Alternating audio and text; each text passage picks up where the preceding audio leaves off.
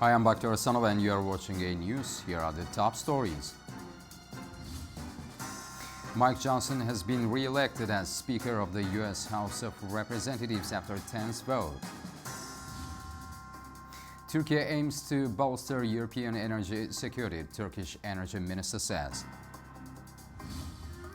Chinese automaker BYD surpassed U.S. rival Tesla in sales, solidifying its position in the electric vehicle market. After a tense vote, Mike Johnson has been re-elected as Speaker of the U.S. House of Representatives, a key position in American politics. Johnson, who took office amid Republican turmoil in 2023, now faces significant challenges, including managing the United States' $36 trillion debt, tax cuts, and immigration reform. Mike Johnson, a Louisiana lawmaker, was re-elected Speaker of the U.S. House after a closely contested vote. He secured 218 votes, the bare minimum needed, following last-minute negotiations and a call for support from President-elect Donald Trump.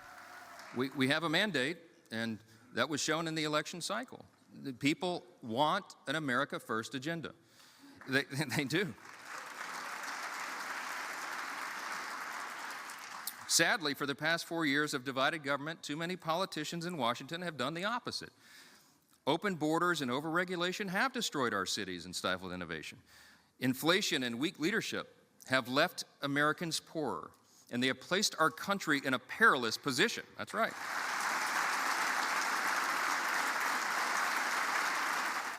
Johnson's leadership has been challenged by conservatives within his party, particularly over his reliance on Democrats to pass essential legislation. Last year, Trump pushed House Republicans to scrap a government funding deal unless it also included a debt ceiling increase. A revised bill, which excluded Trump's demand, passed just hours before a shutdown deadline. However, it received more backing from Democrats than Republicans, further highlighting Johnson's struggle to maintain party unity. In coordination with President Trump, this Congress will give our border and immigration enforcement agents the resources that they need to do their job. We will secure the border, we will deport dangerous, criminal, illegal aliens, and finally finish building the border wall. This re-election highlighted deep divisions within the Republican Party, which holds a slim 219 to 215 majority in the House. Johnson, who was unexpectedly thrust into the role in 2023, now faces significant challenges, extending Trump's 2017 tax cuts, addressing the U.S.'s growing $36 trillion debt, and rolling back regulations.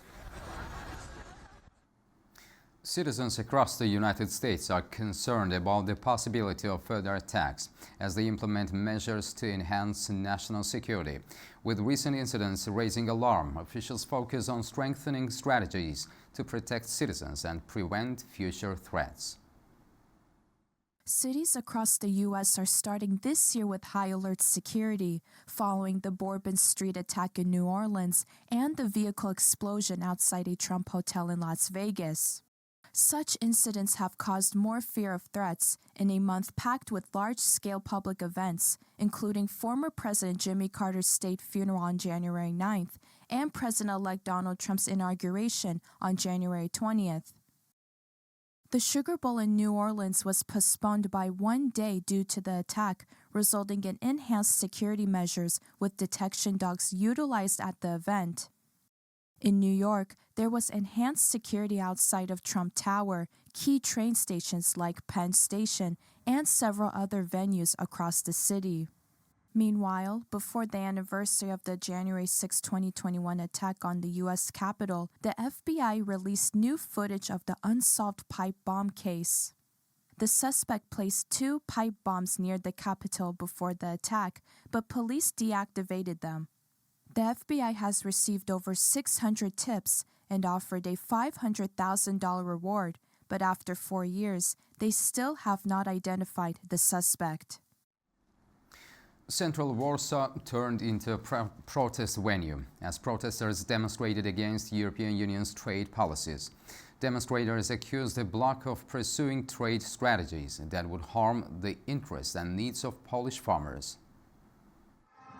A large-scale protest erupted in central Warsaw as farmers' organizations rallied against the European Union's trade and agriculture policies. The demonstration, organized by Poland's Alliance of Agricultural Organizations near the European Commission's representation in Poland. Protesters carried Polish flags and banners as they marched through the streets, voicing their discontent. The protest targeted several EU policies, including the Mercosur trade agreement, the Green Deal, imports from Ukraine, and concerns over the management of Polish forests and hunting. Demonstrators argued these policies were detrimental to Poland's agricultural sector. The head of Poland's Institute of National Remembrance and a presidential candidate from the ruling Law and Justice Party addressed the crowd stating his support for Polish farmers.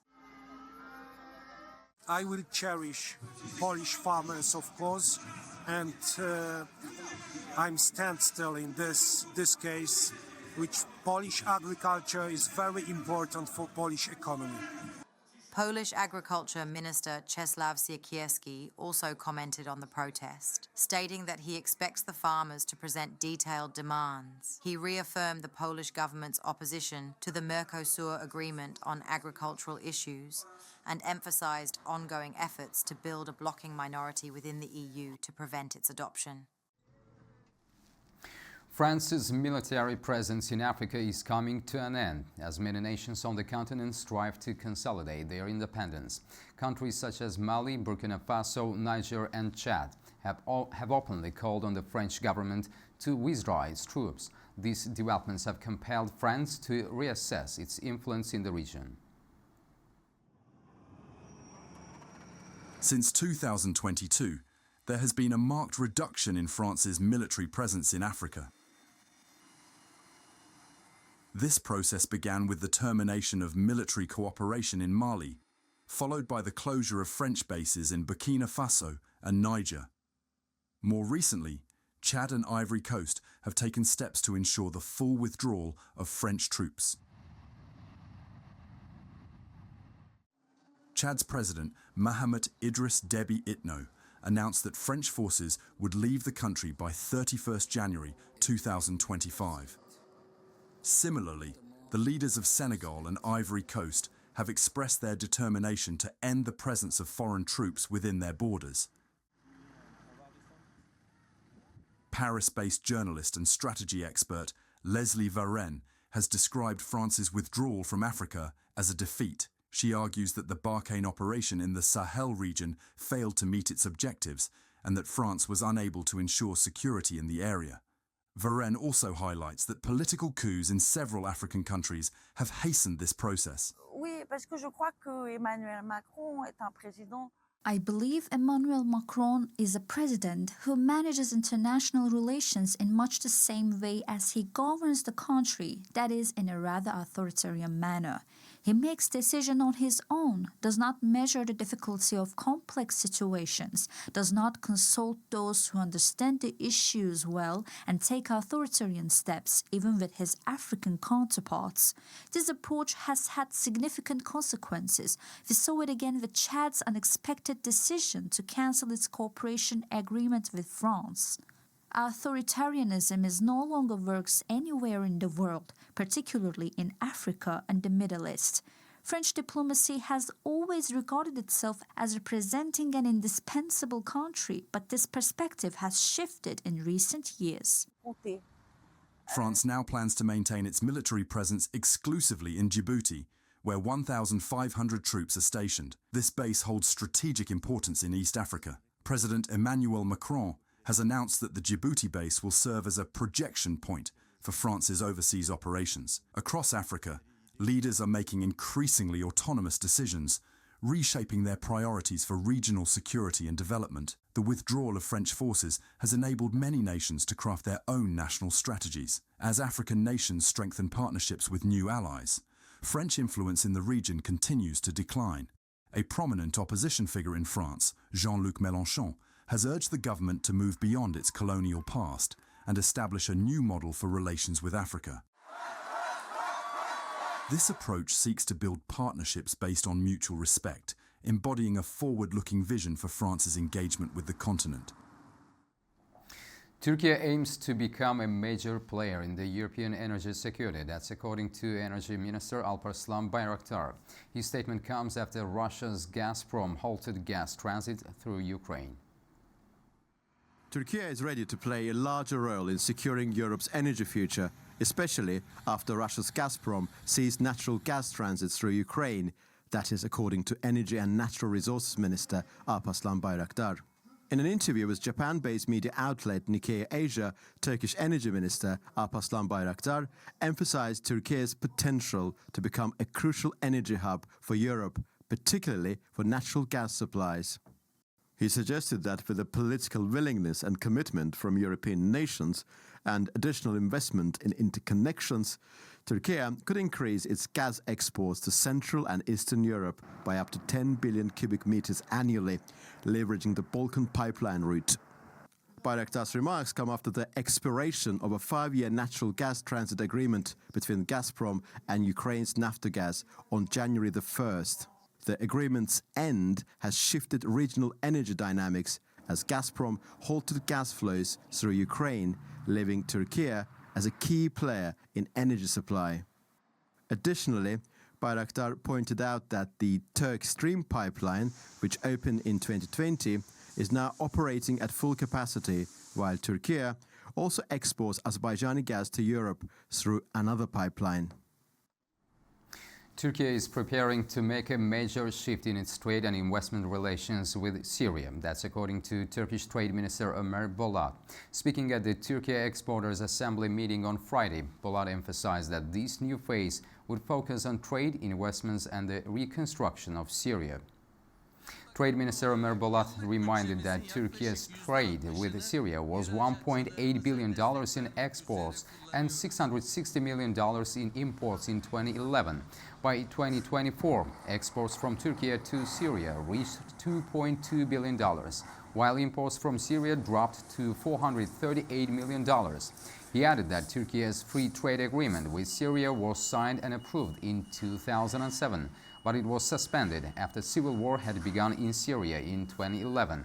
The minister revealed that now, in the new period, Turkey is completing preparations for both the free trade agreement and customs regimes in collaboration with Syrian authorities. Tensions are escalating in South Korea as authorities struggle to execute an arrest warrant for impeached President Yoon Suk-yeol. Thousands of protesters gathered in Seoul while the government faces resistance from Yoon's security service after a failed attempt to arrest him.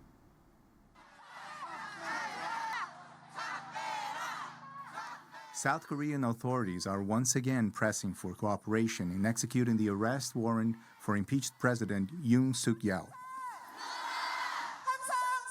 The country's Corruption Investigation Office for High-Ranking Officials has requested that acting President Choi Sang-mok, who is also the finance minister, order the Presidential Security Service to comply with the warrant. The earlier attempt was thwarted by the Security Service, along with military troops, leading to a tense 6-hour standoff at Yoon's residence in Seoul. The warrant stems from Yoon's declaration of martial law on December 3rd, which was quickly revoked by the National Assembly. Yoon now faces charges of insurrection and treason following his impeachment on December 14th and is awaiting a ruling from the Constitutional Court. Meanwhile, protests from both sides continue. Thousands rallied in support of Yoon near his residence, while opponents also demonstrated, calling for accountability. Police blocked the anti-Yoon protesters' march towards the residence.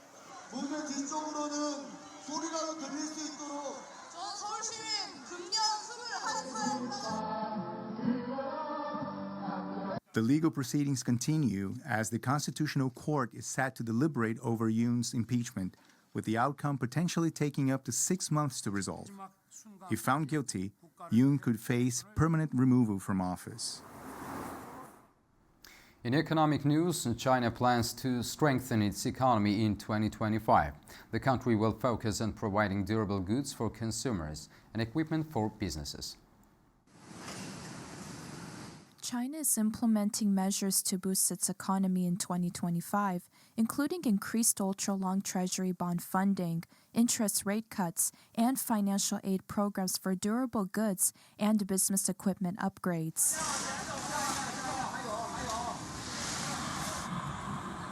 The government aims for 5% growth for 2025, while accepting a budget deficit of 4% of GDP, despite challenges such as the property crisis and potential U.S. tariffs. China's Vice Secretary of the National Development and Reform Commission, Yuan Da, expressed optimism about the country's economic recovery for this year. There is ample room for macro policies in this year, adding that we have more experience in macro policies. Overall, we are confident that the economy will continue to rebound and improve this year. Millions of government workers received wage increases averaging 500 won, approximately $70 per month from July 2024, injecting an estimated $12 to $20 billion into the economy. These pay raises aim to stimulate spending, though some critics question their focus on civil servants, arguing that the move may damage private sector. Chinese automaker BYD surpassed U.S. rival Tesla by delivering approximately 600,000 battery-powered vehicles between October and December. According to both companies' production and sales results for the year 2024, Tesla delivered 496,000 electric vehicles during the fourth quarter, while BYD delivered 595,000 units. However, for the whole year, BYD delivered 1.76 million EVs, slightly behind Tesla, which delivered 1.79 million. While Tesla increased its EV sales by 5% in the fourth quarter, BYD's EV sales increased by 13%. Meanwhile, with other types of sales, such as plug-in hybrid cars and buses, BYD delivered 4.3 million units of vehicles in 2024. Turkey's tourism industry seeks opportunities to diversify its offerings. The country, well known for summer resorts, now tries to make a name for itself as a unique place to visit during the winter holidays. Turkey's ski resorts are welcoming many visitors as the country aims to diversify its tourism offerings and promote activities year-round to attract even more guests. Foreigners who visit Turkey often choose Palandöken, a popular ski resort located in the eastern province of Erzurum, due to its affordable prices. Palandöken is one of Turkey's key winter tourism destinations, attracting skiers of all skill levels. It hosts a large number of guests throughout the week, including on weekends. Local and foreign tourists enjoyed the resort's offerings, including skiing, snowboarding, sledding, a snow park, and zip lines. Yunus Kazır, a local visitor, mentions the snow quality in the ski resort was very good, emphasizing that the slopes in Palandöken are enjoyable. I came to ski. I have fun and enjoy it. Palandöken is very beautiful. I come and ski with my friends whenever I have the chance. I can say that this place is a source of joy in Erzurum. Situated approximately 20 kilometers from the airport and 4 kilometers from the city center, this destination features 5-star hotels, long international standard ski tracks, excellent snow quality, and beautiful natural surroundings, along with convenient transportation and accommodation for visitors. That's all we have for you for now. Thank you for tuning in and keep watching AnewZ.